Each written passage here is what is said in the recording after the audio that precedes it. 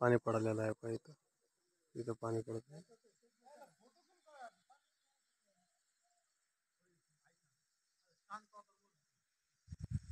भारी आहे हे. भारी नाही वर भारी आहे.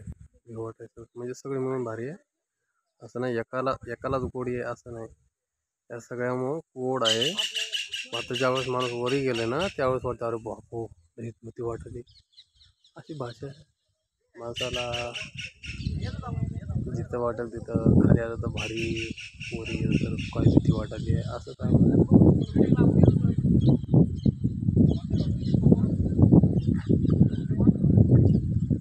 हे खाल्ला जरा दाखवतो मोबाईलच्या कॅमेरामध्ये थोडं बसत नाही.